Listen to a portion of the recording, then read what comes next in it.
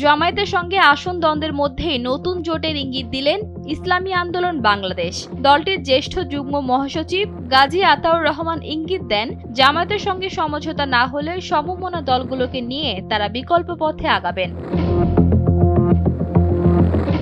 বুধবার বিকেলে রাজধানীর পুরনো পল্টনে দলীয় কার্যালয়ে গাজী আতাউর রহমান এসব কথা বলেন। একই সঙ্গে তিনি ইঙ্গিত দেন, নির্বাচনের আগে যেকোনো কিছুই হতে পারে। দীর্ঘদিন ধরে জোটবদ্ধ নির্বাচনের কথা চললেও শেষ মুহূর্তে বিবাদ বেঁধেছে আসন সংখ্যা নিয়ে। ইসলামী আন্দোলনের দাবি ন্যূনতম 50টি আসন, অন্যদিকে জামায়াত 40টির বেশি আসন ছাড়তে নারাজ। এই 10টি আসনের অমীমাংসিত হিসেবের কারণে নির্ধারিত যৌথ সংবাদ সম্মেলনটি স্থগিত হয়ে যায়।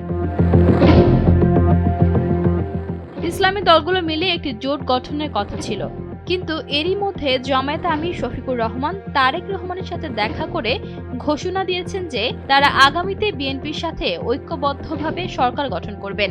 ইসলামী আন্দোলন মনে করছে, জামায়াত একদিকে ইসলামী দলগুলোর সাথে জোট করতে চাইছে, আবার অন্যদিকে বিএনপির সাথেও সরকার গঠনের আলাপ করছে।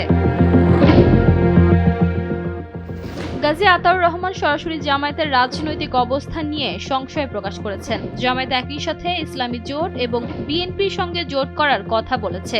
তারা মনে করছে জামায়াত নিজের স্বতন্ত্র অস্তিত্ব হারিয়ে ফেলবে। তাই তিনি প্রশ্ন তোলেন, জামায়াত কি স্বতন্ত্র শক্তি হিসেবে থাকবে, নাকি বড় কোনো দলের সহযোগী বা জাতীয় পার্টির মতো ভূমিকা পালন করবে?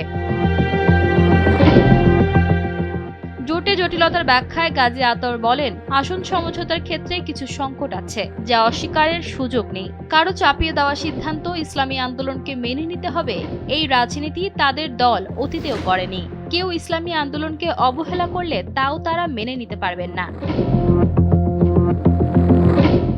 ইসলামী আন্দোলন স্পষ্ট করেছে যে তারা কেবল জামায়াতের ওপর নির্ভরশীল নয়, তাদের প্রতি শ্রদ্ধাশীল দলগুলোর সঙ্গে যোগাযোগ চলছে।